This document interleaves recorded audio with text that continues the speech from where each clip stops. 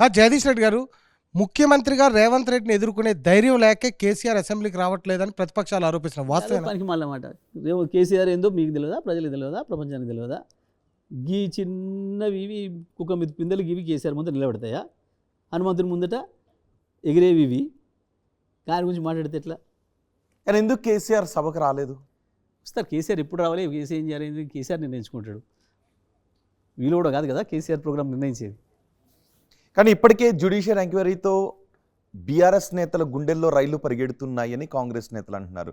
BRS మెడకు మొత్తం చుట్టుకోబోతోంది కాళేశ్వరం. ఇక్కడ రైలు కనబడదు మీకు వెనకబడేమన్నా? మీరు విద్యుత్ శాఖ మంత్రిగా చేసిన శాఖకు సంబంధించిన ఎంక్వైరీ బీఆర్ఎస్ నేతల మెడకు చుట్టుకోబోతోంది అని. ఇప్పుడు నా మెడకు కానీ నా చుట్టూ కానీ రైలు కనబడుతున్నాయా? రైలు వాళ్ళకి రైలు పరిగెత్తుతున్నట్టున్నాయి. కుట్ర జరుగుతుంది, మమ్మల్ని ఏదో తీసేస్తారు అని చెప్పి ఫ్రస్ట్రేషన్లో మాటలు మాట్లాడుతున్నారు. పేగులు మెడకేసుకుంటాం, మానవ బాంబులు అవుతాం, ఇంకేందో అవుతాం ఆ పదాలను మీరు చూస్తున్నారు. ఫ్రస్ట్రేషన్ అక్కడ ఉంది, రైలు అక్కడ పరిగెత్తుతున్నట్టున్నాయి. ఇక్కడ ఏ రైలు లేవు, ఏవి లేవు. జగదీష్ రెడ్డి, నిజంగా కాళేశ్వరంలో అవినీతి జరిగిందా? కాంగ్రెస్ పార్టీ అధికారంలోకి వచ్చిన తర్వాత బీఆర్ఎస్ నాయకులను, మాజీ మంత్రులను అందరిని అరెస్ట్ చేస్తా ఉన్నారు. నిజంగా మీరు అరెస్ట్ అవుతారనే భయం ఉందా? ఒక్కరిని 100 రోజులు అయిపోయింది. ఏది అసలు దాని మీద ఏమీ లేదు కదా. దానికి తల తోక ఏది ఆఖరికి వెంటకి కూడా కనబడతలేదు కదా. అది వాళ్ళని అడిగాల్సిన ప్రశ్న విచిత్రంగా ఉంది. వాళ్ళు అడగాలి కదా. మీరు ఇప్పుడు ఏమైంది, ఎంక్వైరీలు ఏమైనా, మీ విచారణలు ఏమైనా, ఇంతవరకు సోయలేదు ఎందుకు? ఏముంది టీఓఆర్ ఏముంది? ఏదో వేసినామన్నారు, కమిషన్ వేసినామన్నారు. ఏంది టీఓఆర్ ఏంది దాంట్లో? కానీ ఇప్పటికే విజిలెన్స్ తనిఖీల్లో చాలా అక్రమాలు బయటపడ్డాయి అంటున్నారు. ఇప్పుడు ఎంక్వైరీ కూడా ఆర్డర్ చేశారు కదా, పెట్టాలి కదా. మీకు భయం ఏమైనా ఉందా అట్లా బయటపడతాయని? నేనేమంటున్నా, భయపడుతున్న మాటలు ఎవరివి? స్వేచ్ఛగా ఉన్న వాళ్ళు ఎవరు? పేగులు మెడకేసుకోవడాలు, గోరీలు ఇవ్వడాలు, సమాధులు కట్టడాలు, మానవ బొమ్మలు కావడాలు, అవా భయపడే మాటలు? మేము మాట్లాడేవా? అసలు మీరు కేసీఆర్ గారు తెల్లి చూశారు కదా, నిజంగా బ్యారేజ్ కుంగిందా? మేడిగాడు పోతే 2-3 పిల్లలు కుంగి ఉండొచ్చు. ప్రపంచంలో ఇప్పటివరకు ఎక్కడ బ్యారేజ్ కుంగనట్టు, ఎక్కడే జరగనట్టు ఆయన కేసీఆర్ ఏమైనా కడతాడు అప్పుడు తాపితోనే? ఇంతవరకు కూడా ఇది మేము ప్రభుత్వం అని, మేము ప్రజలకు జవాబుదారీ అని, మేము ప్రజల కొరకు ఉన్నామన్న సో ఇప్పటివరకు లేదు.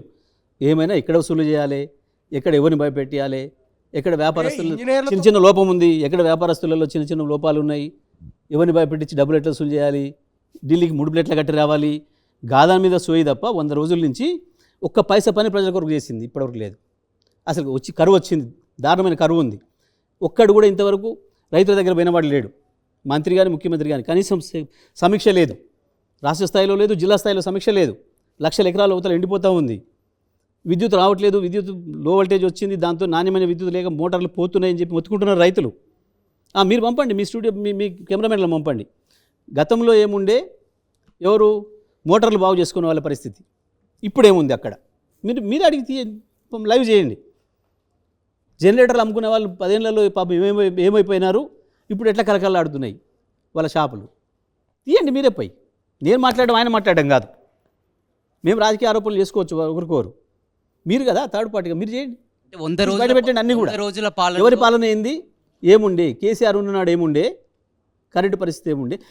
కరువు నేచురల్ కలామిటీ ఓకే అండి, కొంతమేరకు దాన్ని ఎవరు కూడా ఏం చేయగలిగింది లేదు. కానీ నేను ఒకటే మాట, కరువు పక్కన పెట్టండి, మనుషులుగా మీరు చేయాల్సిన పని, పరిపాలకులుగా మీరు చేయాల్సిన పని. కేసీఆర్ ఇచ్చిన కరెంటును ఎందుకు ఇవ్వలేకపోతున్నారు? మేము ప్రూవ్ చేసినాం కదా, 5 సంవత్సరాలు వరుసగా ఒక్క నిమిషం కరెంటు పోకుండా మీ స్టూడియోతో సహా రాష్ట్ర వ్యాప్తంగా ప్రతి రైతు కూడా 1 నిమిషం పోకుండా ఇచ్చినాం కదా. ఎందుకు ఇవ్వలేకపోతున్నది ఇవాళ? మీకు కొత్తది అడుగుతలే, మేము కొత్తది గొంతెమ్మ కోరికలు మేము అడుగుతలే. మేము రైతు బంధు చెప్పిన టైంకి చెప్పినట్టు వేసినాం కదా. మీకు ఇవాళ ఎకరం పడుతుంది అంటే రాత్రి 12 గంటల లోపల మొత్తం ఎకరం పడిపోయింది. మీకు ఇవాళ 2 ఎకరాలు ఉంటే 2 ఎకరాలు పడిపోయింది. ఇవాటికి 5 ఎకరాలు వస్తుంది అంటే 5 ఎకరాలు అదే ఒక్కటే రోజు రాత్రికి పడిపోయింది. ఇవాటి 10 ఎకరాలు అంటే 10 ఎకరాలు పడిపోయింది.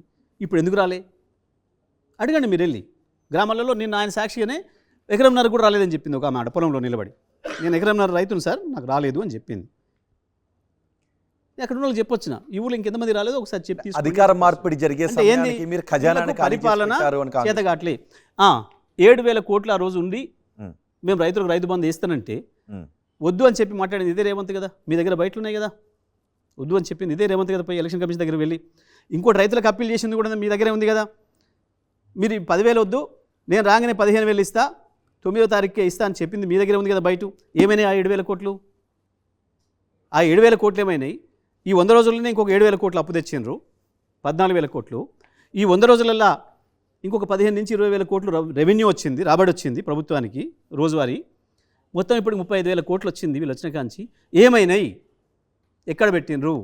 రైతులకు ఇవ్వకుండా, కరెంటు కొనకుండా. కరెంట్ ఎందుకు కొనట్లేరు? కరెంట్ ఎందుకు ఇస్తలేరు? కరెంటు కొంటే ఖర్చు అవుతుంది, దాంట్లో కమిషన్ రాదు. కరెంటు కొంటే ఖర్చు అవుతుంది, కరెంటులో కమిషన్ రాదు రూపాయి. కాబట్టి కరెంటు కొనొద్దు, రైతులకు ఇవ్వద్దు. ఇది వాళ్ళ పని. రైతు బంధు ఇస్తే కమిషన్ రాదు, కాబట్టి రైతు బంధు ఇవ్వద్దు. కమిషన్లు వచ్చే కాడ కాంట్రాక్టర్లకు ఇవ్వాలి, ఆ పైసలు తీసుకోవాలి, ఢిల్లీకి ముడుపులు పంపాలి, నెలకు 200 కోట్లు. ఇది వాళ్ళ పని. ఈ 100 రోజుల్లో చేసిన పని ఇది. వాళ్ళకి అంత మించి ప్రజల పట్ల సోయి లేదు, ఇచ్చిన హామీల పట్ల సోయి లేదు. ఇక మళ్ళీ గెలిచేది ఉందా, చచ్చేది ఉందా, మనం 5 ఏళ్లకు ఎంత వీలైతే అంత దోసుకుందాం అన్న పద్ధతిలో ఉన్నారు. ప్రభుత్వం ఏమి ఇది? జిల్లాల మంత్రులు, ఆ నల్గొండ కావచ్చు, ఇంకొకడ కావచ్చు, చిన్న చిన్న లోపాలు ఉంటాయి పాపం వ్యాపారాలు చేసుకునే వాళ్ళ కాడ. మేము వాళ్ళ జోలి పోలే, వాళ్ళని చూడలేము మేము ఎట్లుంటారో.